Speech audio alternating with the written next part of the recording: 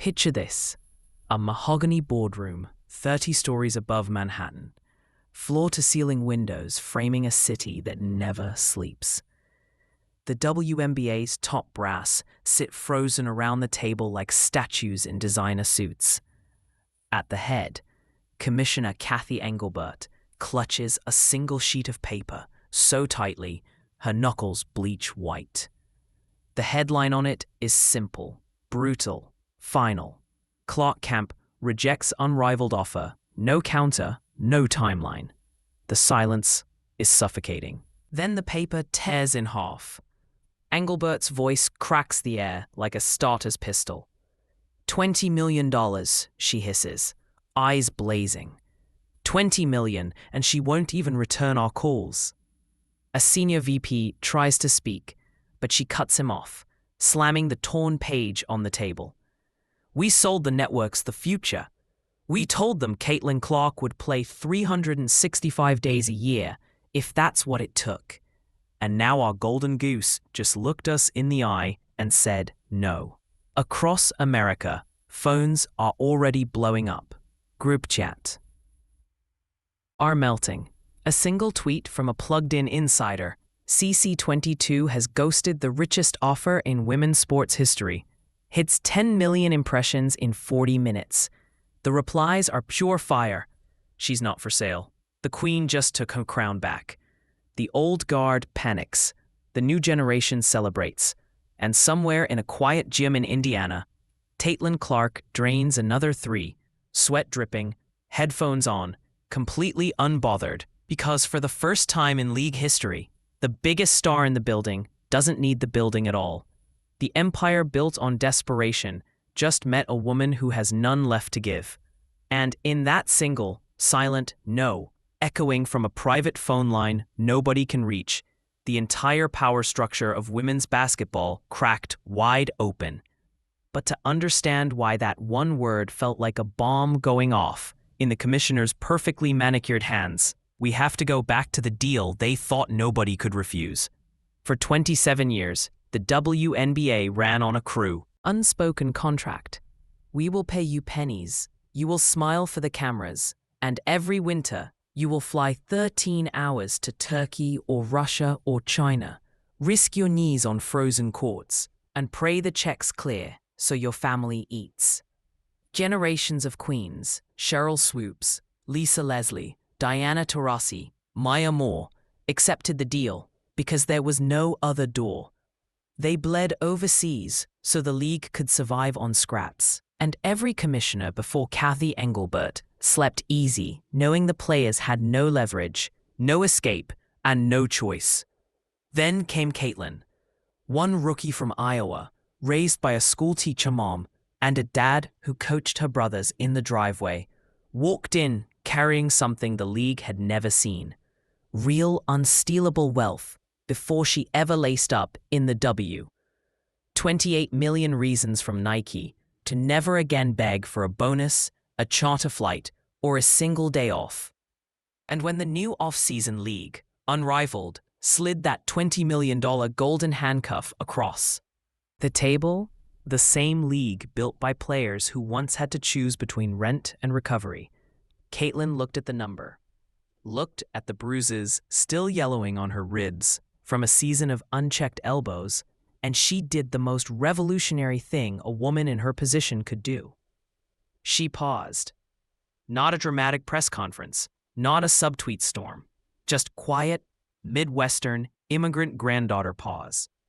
The kind of pause that says, my body is not your content machine. My piece is not for sale. And in that pause, the entire house of cards began to tremble. Because the $2.2 billion media deal Engelbert just signed isn't actually about the growth of women's sports. It's about one woman's face on every screen, every night, every highlight reel. The networks didn't pay for parity. They paid for Caitlin Clark playing until her legs give out. They paid for the white girl from Iowa who brought millions of new eyes the old guard spent decades begging for, and now the league needs her. Her to keep performing like a circus animal, 12 months a year, or the quarterly projections collapse. But Caitlin remembers every cheap shot that went uncalled. She remembers the commissioner on national television refusing to condemn the racism hurled at her because rivalries sell. She remembers veterans whispering she hadn't paid dues while she was busy breaking every record they said a suburban girl never would. And now the same system that watched her bleed wants her to sign away her winters so their stock options stay fat. Across the country, daughters of immigrants, queer kids in red states, brown girls in hijabs who never saw themselves on ESPN, they all felt it in their chest the moment the news dropped. This wasn't just a contract negotiation. This was the moment a woman said, "I will not trade my dignity for your deadline." And in living rooms from Des Moines to Dhaka, mothers turned to their girls and whispered, "Look, she's allowed to rest. She's allowed to say N." That means you are too. The empire struck back, of course. Phones started ringing. Favors were called in. But something had already shifted forever. Because the deal they were so desperate for Caitlin to sign wasn't just money. It was the last leash they had left. And she was about to snap it in half. Let's pull the camera back, way back, to the woman now pacing that Manhattan boardroom like a caged lioness who just realized the bars are made of paper. Kathy Engelbert didn't claw her way to the commissioner's chair by hugging players and singing Kumbaya. She got there the old-fashioned way. Deloitte spreadsheets, Deloitte suits, Deloitte smiles that never quite reached the eyes. 40 years of corporate chess, mastering the art of turning human passion into quarterly projections. When the WNBA owners handed her the keys in 2019, they didn't want a basketball lifer. They wanted a closer. Someone who could walk into a midtown steakhouse, charm a room full of billionaires, and walk.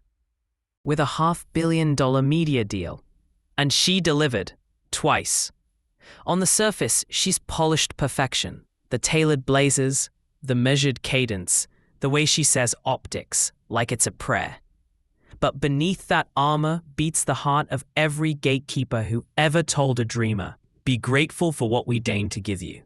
For decades, the WNBA ran on that unspoken contract.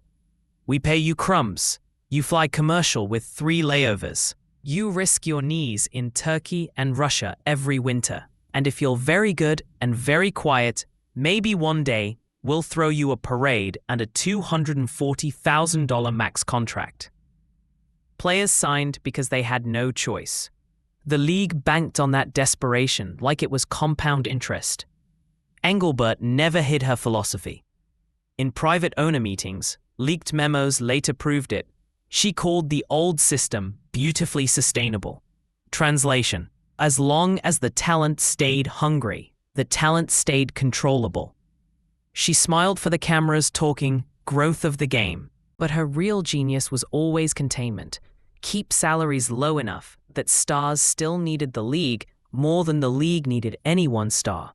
That was the throne she inherited, and she guarded it with spreadsheets and silence. Then came Caitlin Clark. From the moment Clark's Iowa numbers started rewriting record books, Engelbert saw dollar signs wearing a ponytail. Internal projections, never meant for daylight, reportedly valued Clark's arrival at an extra $50 million per year in incremental revenue.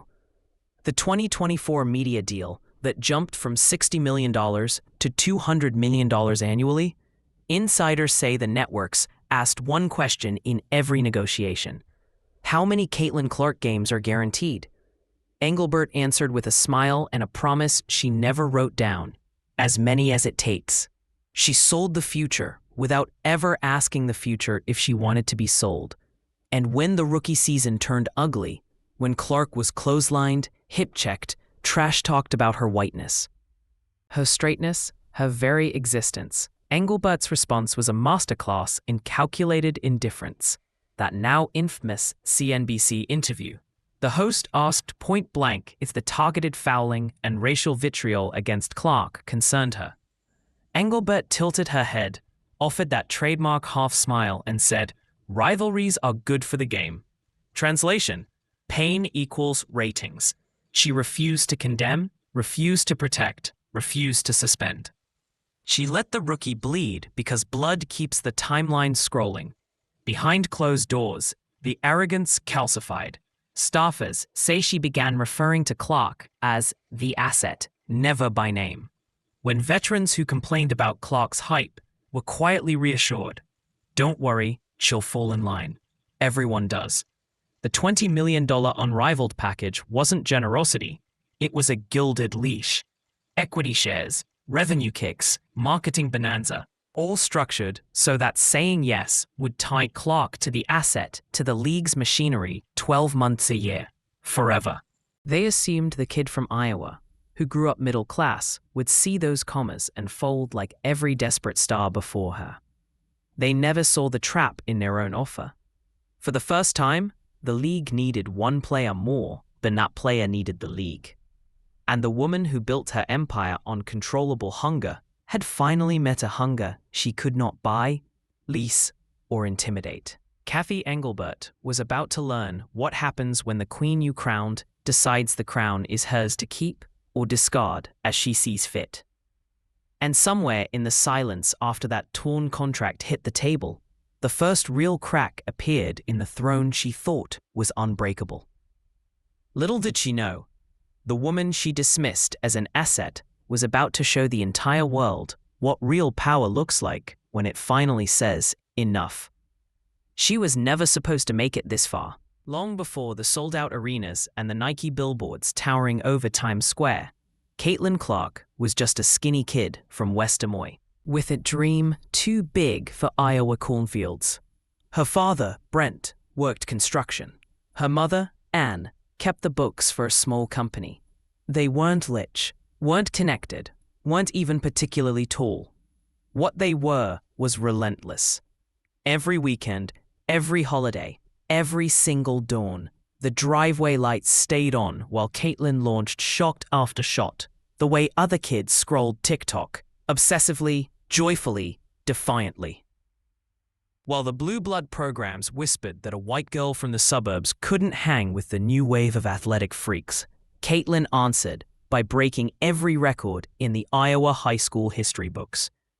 While recruiting services debated whether she was just another shooter, she dropped 60 in a state semifinal, then hugged her crying grandmother in the stands like the scoreboard didn't even exist.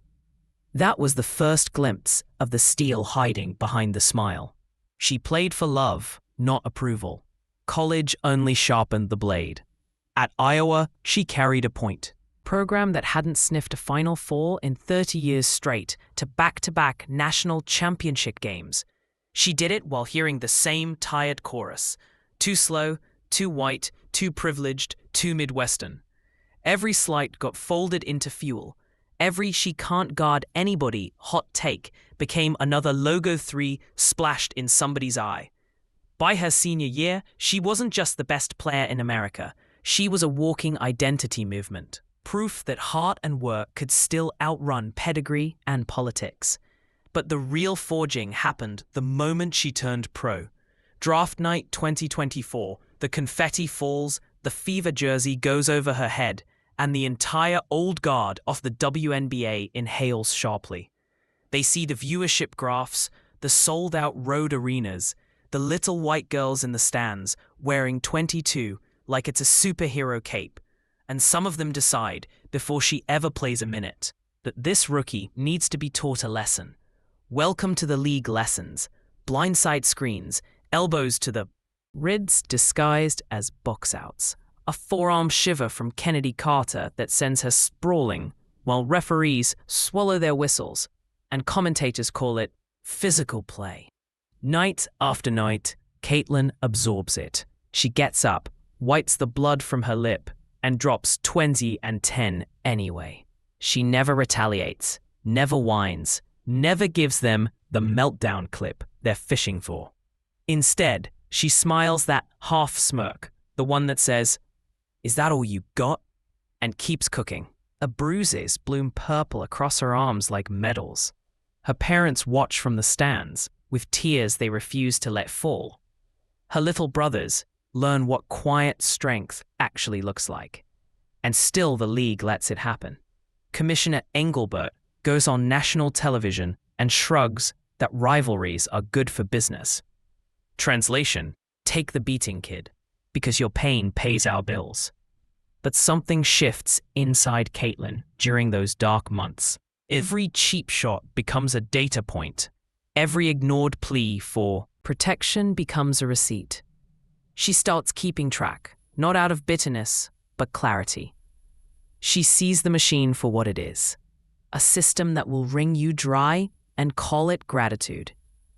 She sees the overseas flights her heroes were forced to take just to feed their families. She sees the charter flight promises that only materialized once her jersey sales paid for them. And somewhere between the 40th sold-out arena and the millionth death threat on social media, Caitlyn Clark decides she will not be another lamb marched to the same slaughter.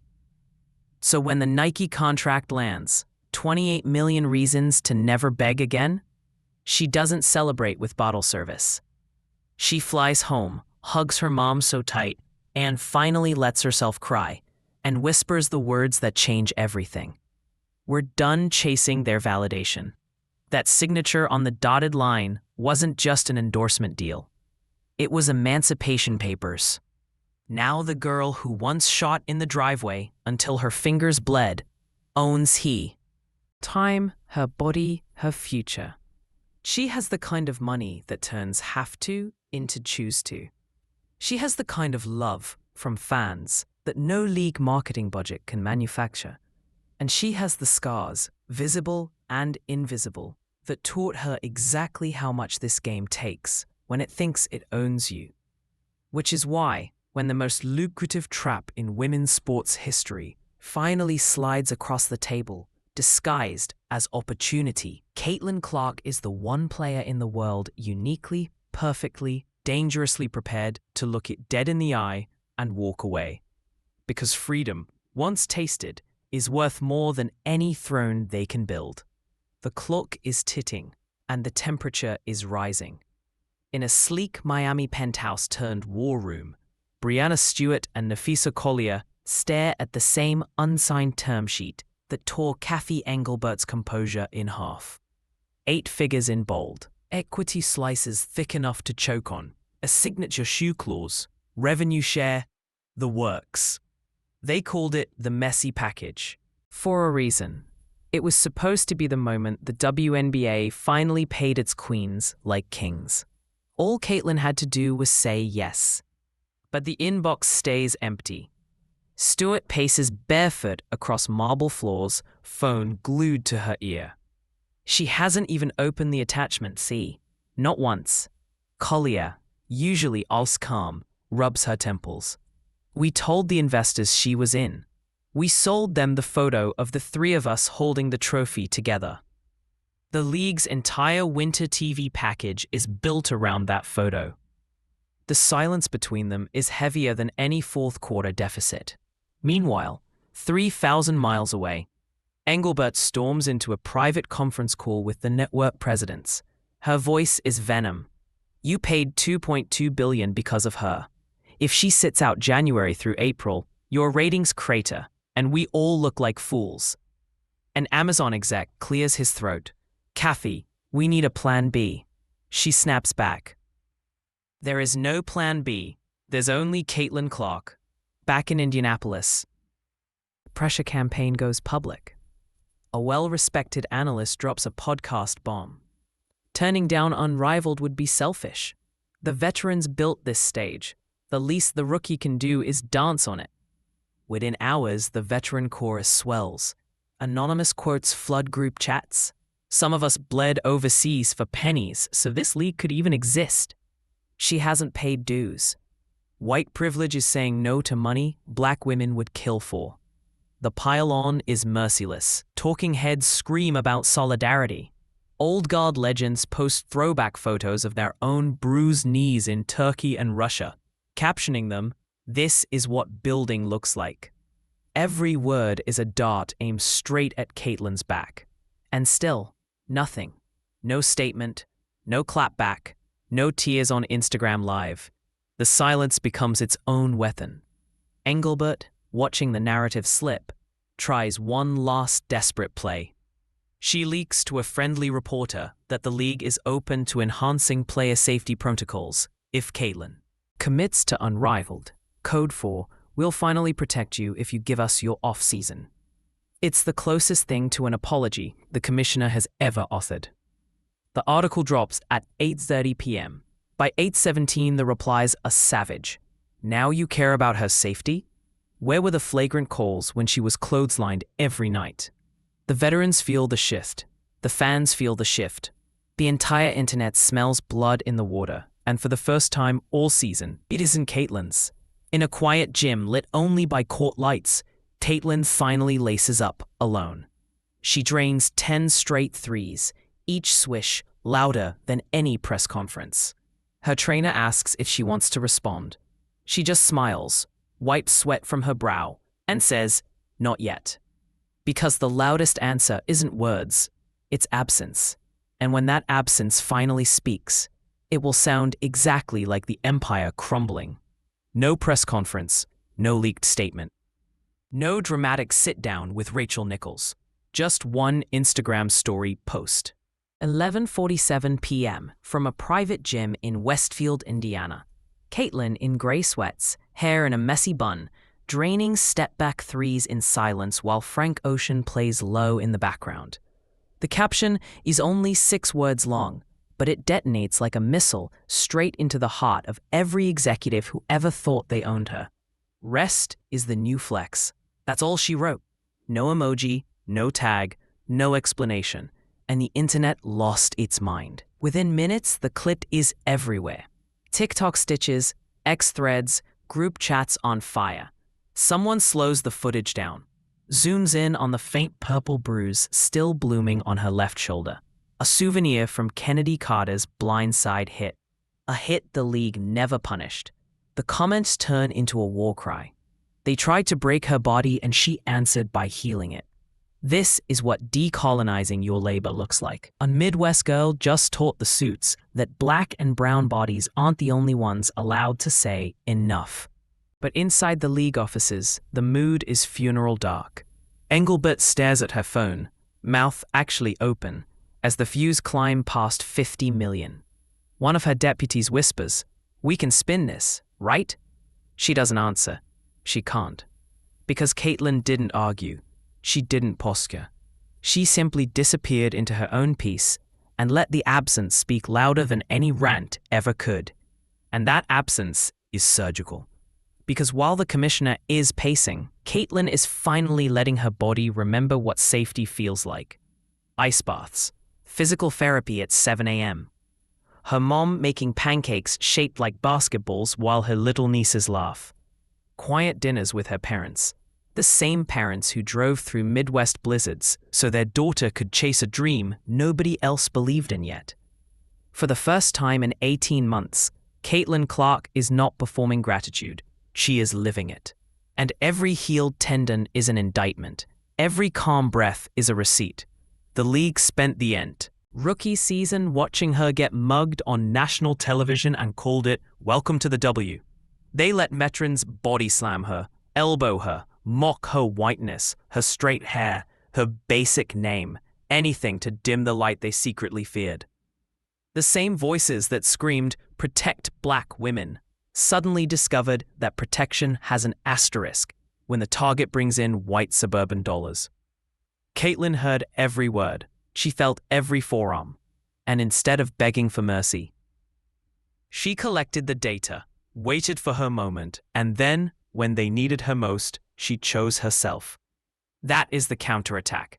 Not a raised voice, not a victim narrative, just the quiet, unshakable power of a woman who finally has the resources to match her worth. $20 million on the table, and she looked at it the way a queen looks at her participation trophies. Polite smile, gentle head shake, walk away. The villains expected tears. They got tranquility. They expected negotiation. They got boundary. They expected a grateful rookie. They got a woman who understands that her peace is non-negotiable, that her body is not league property. that her legacy will be written on her way, not theirs. And the ripple is biblical. Angel Reese posts a subtle eye-roll emoji and loses 100,000 followers overnight. Aja Wilson goes live talking about solidarity, and the chat fills with laughing emojis. Cheryl Swoops tries to thread the needle on her podcast and ends up trending for all the wrong reasons. Meanwhile, Billie Jean King tweets a single raised fist. Serena posts the clip with the caption, "This is how you finish them." Latina and Asian fans flood Caitlyn's comments with their own stories of being the only in the room and finally saying no. Immigrant mothers tag their daughters. She rested so our daughters can dream bigger. Back in that mahogany boardroom, the lights feel colder now. A junior exec finally blurts out what everyone is thinking.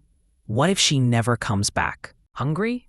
What if this version of Caitlyn, rested, healed, completely unbought, is the most dangerous player we've ever seen? Engelbert has no answer, because deep down, she knows the truth. They didn't just lose a signature on a contract. They lost the illusion of control. And as the views on that simple gym clip climb past 200 million, the commissioner finally understands. The revolution will not be televised begging for scraps. The revolution will be a quiet three-pointer swishing net at midnight, while the old guard screams into the void. And when Caitlin Clark finally steps back on a court, whenever she decides she's ready, every defender in the league will feel those healed legs, that rested mind, that unbreakable spirit. And they will know the little girl from Iowa who once just wanted to play has become something none of them were prepared for. A free woman. But as the shockwaves tear through locker rooms, sponsor calls, and legacy media spin runes, something even begins to rise from the ashes of their panic. Something that could either saves the WNBA forever or burns the whole outdated palace to the ground. The moment the news broke, the internet became a coliseum. Within minutes, #ClarkSaidNo shot past 2 million uses, a tidal wave of crown emojis, raised fists, and slow-motion clips of Caitlyn draining logo threes while the words "I'm not for sale" flashed across the screen in gold. Progressive pages, immigrant mom groups, queer basketball collectives, first-gen college students, every community that ever felt told to be grateful for scraps lit up at once. A young Latina in Chicago posted a selfie in her Fever jersey with the caption, "My mum cleaned offices so I could play AAU." Today, Caitlyn reminded the bosses we don't owe them our bodies. It hit 1 million likes before dinner. But inside the league's group chats, the mood was venom. One veteran, who spent 12 off-seasons in Turkey and Russia just to pay rent, typed, "So we bleed overseas for pennies," and she turns down 20 mil because her legs are tired. Cool. Another chimed in, "Unrivaled was supposed to save us. She just tanked our bags." The resentment was raw, real, and spreading like gasoline. Breanna Stewart and Napheesa Collier, the proud founders, watched their investor calls turn into damage control. One billionaire backer reportedly screamed, "You promised me the white girl with the crossover," before hanging up. Their dream league, built to keep sisters home and safe, now teetered because the one face every sponsor demanded had quietly walked away. Meanwhile, the commissioner's office went full war room. Leaked emails surfaced. Engelbert begging agents, offering private charters, extra security, even a voting seat on league committees, anything to get Clark to reconsider. Every concession was an admission. The empire only worked when the talent was desperate, and Caitlin Clark was the opposite of desperate. Then came the celebrity cavalry. Serena Williams posted a black and white photo of herself sitting out the 2004 season with the caption, "Rest is strategy. Protect the gift." LeBron quote-tweeted it, "Queens recognize queens." Angel Reese stayed silent for once, but her liked tweets told the story, half celebrating Clark's power, half seething that it came at the expense of the very league trying to raise the floor for everyone else. The fracture lines glowed red hot. Petitions exploded overnight. One, titled Charters for All or Caitlin Walks, gained 87,000 signatures in 24 hours. Another demanded the league finally suspend flagrant non-basketball hits. Mothers of young hoopers flooded comment sections. Is they won't protect her. How will they protect my daughter? The moral clarity was brutal. A league that refused to shield its brightest light now begged that light not to dim itself. Across campuses, girls who grew up being told, "Take what you can get," watched in awe as one of their own drew a line in goal. Sharpie and dared the world to cross it. Study halls turned into debate halls. This is what generational wealth looks like when it's earned by a woman who looks like, one professor told her class. She's not burning the house down. She's forcing them to renovate it with her still inside. And in the quiet of an Indiana gym, long after the cameras left, Caitlin finally spoke. Just 4 words on her Instagram story.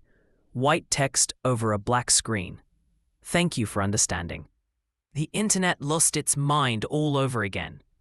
Because those 4 words weren't just gratitude. They were a mirror. The veterans saw their younger selves. The immigrants saw their mothers' sacrifices. The kids saw permission to say no when their bodies and spirits begged for rest. In refusing to be bought, Caitlin had purchased something bigger. The right for every woman watching to decide her own worth. The old guard was still scrambling, still furious, still trying to rewrite the story. But the new story was already written in millions of shares, in every little girl lacing up her sneakers whispering, "I choose me first, too." And as the shockwaves kept rolling, one question burned brighter than all the rage. If the league wanted their star back, what were they finally willing to change? Because the next move wasn't Caitlin's anymore, it was theirs. And here, in the quiet aftermath of a war fought without a single press conference, the truth rises like sunrise over the skyline. Caitlin Clark didn't scream. She didn't post a manifesto. She didn't need to. She simply chose herself. And in that choice, she handed every woman watching the most radical permission slip of the decade. Your body, your boundaries, your future are not bargaining chips for someone else's empire. The commissioner wanted a dancing bear in a fever jersey 12 months a year. The veterans wanted their rival to prop up the league they built on bruised knees and empty bank accounts. The networks wanted content on a doctor. Every highlight a new line item on a balance sheet. They all circled the same golden calf, chanting the same tired scripture. Take the money. Be grateful. Know your place. But Caitlin looked at 20 million pieces of silver and saw chains disguised as blessings. She saw the same elbows that cracked her ribs in June, waiting for her in January. She saw a league that refused to protect her when the hate turned racial, when the threats poured into her DMs, when her little cousins read slurs on television because grown adults decided rivalry was a good enough excuse. She saw a commissioner who went on CNBC and shrugged at bigotry because the checks cleared either way. So she said no, not out of arrogance, out of reverence.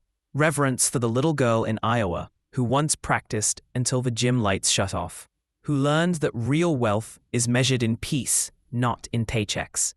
Reverence for every immigrant mother who worked double shifts so her daughter could dream in a language the world told her didn't belong on the court. Reverence for every rookie coming next who will now walk in knowing the league cannot buy your soul just because it finally decided to pay you. That single syllable of refusal became a sermon louder than any championship speech. It told the veterans, your pain was real, but it does not entitle you to inflict it on the next generation. It told the executives, your billion-dollar deals mean nothing if the women cashing them are bleeding for your ratings. It told the little black girl in Chicago, the Latina in LA, the white girl in the cornfields, the trans kid in the suburbs, every single one of them. When they demand you shrink to make them comfortable, you are allowed to stand taller instead. And in the ashes of the league's fury, something beautiful is already growing. Players whispering about real charter flights, about mental health stipends, about contracts that don't punish you for needing to breathe. A new generation watching there. Hero choose healing over hustle, and realizing the revolution doesn't always roar. Sometimes it just rests, unbought and unbowed. So let the old guard rage. Let them tear papers in boardrooms while the world moves on without them. Caitlin Clark bought herself something no equity stake could ever match. The freedom to play on her terms, to love the game without letting it kill her. To remind every last one of us that the most powerful thing a woman can do with power is refuse to hand it back to the people who never deserved it in the first place. And somewhere tonight, a young girl laces up in a driveway, looks at the stars, and understands for the very first time the court is hers, the future is hers, and no amount of money in the world can purchase the right to tell her when she's allowed to rest. That, sisters and brothers, is what victory looks like when dignity finally wins. So here we are, months later, and the smoke still hasn't cleared. Kathy Engelbert sits in that same place. Boardroom, but now the chairs around her are half empty. Sponsors are reevaluating commitments. The Unrivaled launch party photos show forced smiles and a glaring hole where the biggest star in the sport should have been standing. The commissioner keeps repeating the same polished line in every interview. We respect player choice. But her eyes betray the fury that never left. Because she finally understands the throne rooms only work when the queen is willing to sit in them. And Caitlin? She's somewhere the cameras can't quite reach. Maybe a quiet lake house up north with her family. Maybe a private court at 5 a.m. with only the echo of the ball for company. No press, no obligations, no forced gratitude tours. Just a young woman who carried an entire league on her bruised shoulders, absorbed every cheap shot, every ugly headline, every whispered resentment. And when they finally came with the golden handcuffs disguised as a blessing, she looked them dead in the eye and chose herself. That choice wasn't greed. It was survival wrapped in dignity. It was the daughter of a postal worker and a school counselor saying, "My body is not your content machine." It was every immigrant kid who ever watched their parents work 3 jobs and still get told to be grateful. Seeing one of their own finally refuse to bow. It was every woman who has been told her value is in how much she can endure quietly. Watching Caitlin Clark rewrite the contract in invisible ink that reads, "My peace is non-negotiable." The league thought they were buying a player. They woke up to discover they had accidentally raised a movement.